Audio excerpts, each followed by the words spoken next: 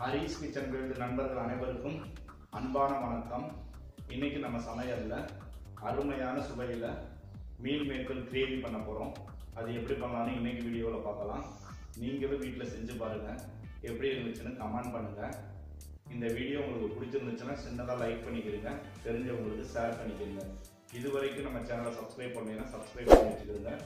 கூடவே ஒரு பெல் ஐகானை கிளிக் பண்ணுங்க. அப்பதான் நம்ம சேனல்ல போடுற வீடியோவை மிஸ் பண்ணாம உங்களால பார்க்க முடியும். வாங்க இன்னைக்கான வீடியோக்குள்ள போகலாம். மீல் மேக்கரை சுடுதண்ணியில் நல்லா ஊற வச்சுக்கிறோங்க. அது பாட்டுக்கு ஊறிக்கிட்டு இருக்கட்டும். ஒரு பேனை வச்சுக்கிறோங்க. பேன் நல்லா சூடான உடனே ஒரு கப்பு தேங்காய் சேர்த்துக்கிறோங்க.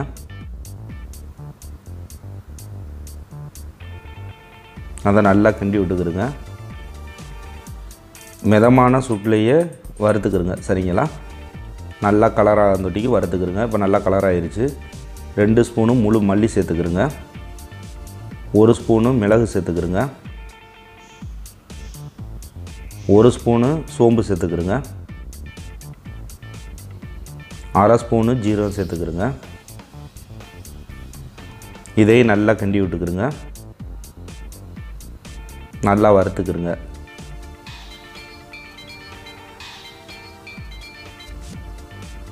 இது வறுக்கம் தொட்டிக்குமே மிதமான சூட்லேயே வருது. சரிங்களா? இல்லைன்னா கருகி போயிடும்.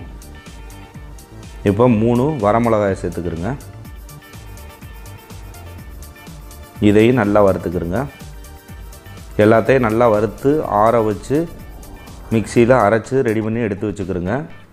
அதை பவுடர் ஆகலைன்னா கொஞ்சோண்டு தண்ணி ஊற்றி கூட அரைச்சிக்கிறோங்க. இப்போ ஒரு பாத்திரத்தை வச்சுக்கிறோங்க. தேவையான அளவுக்கு எண்ணெய் ஊற்றிக்கிறோங்க. எண்ணெய் நல்லா சூடாகட்டும். சூடான உடனே 1 டீஸ்பூன் சோம்பு சேர்த்துக்கிறோங்க. சிறிதளவு கருவேப்பிலை சேர்த்துக்கிறோங்க. இப்போ ஒரு வெங்காயம் வெட்டி வச்சுருக்கிறத சேர்த்துக்கிறோங்க.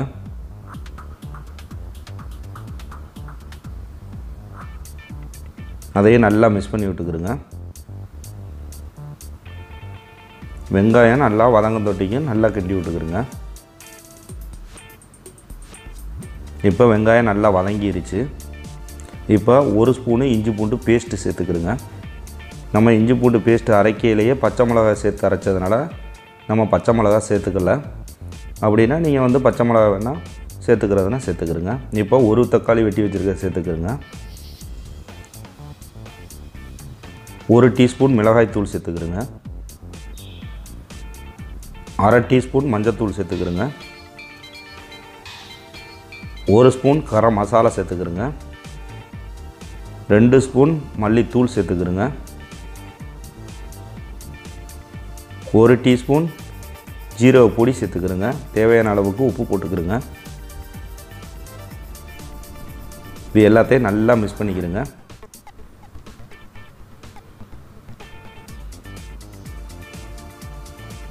நல்லா மிக்ஸ் பண்ணி விட்டுக்கிறோங்க. இது நல்லா மிக்ஸ் பண்ணி விட்டு நல்லா வேக வைக்கணும். சரிங்களா? இப்போ நல்லா வெந்துருச்சு. இப்போ மீல் மேக்கரை புழிஞ்சு சேர்த்துக்கிறோங்க. தண்ணி இல்லாமல் புழிஞ்சு சேர்த்துக்கிறோங்க. சரிங்களா? இப்போ எல்லா மீல் மேக்கரையும் நம்ம சேர்த்துட்டோம். நல்லா கிண்டி விட்டுக்கிறோங்க. ஏகமும் மிக்ஸ் ஆகிற மாதிரி நல்லா கிண்டி விட்டுக்கிறோங்க.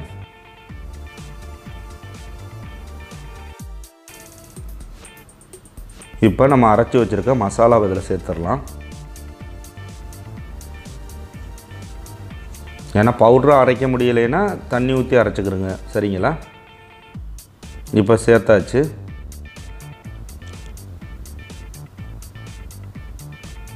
நல்லா கிண்டி விட்டுக்கிறோங்க. இப்போ ரொம்ப திக்காக இருக்கிறதுனால தண்ணி கொஞ்சம் ஊற்றிக்கிறோங்க. 1 டம்ளர் அளவுக்கு தண்ணி ஊற்றிக்கிறோங்க. சரிங்களா?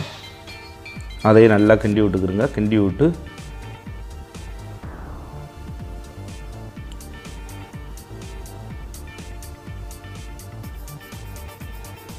கொதிக்க வச்சுக்கிறோங்க.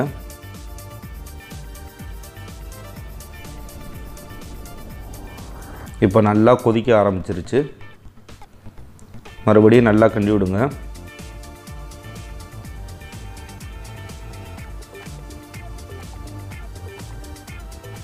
நல்லா கிண்டி விட்டுக்கிறோங்க. இப்போ ரொம்ப திக்காக இருக்கிறதுனால மறுபடியும் ஒரு டம்ளர் தண்ணி ஊற்றிக்கிடுங்க. இதையும் கிண்டி விட்டு நல்லா கொதிக்க வச்சுக்கலாம். நம்ம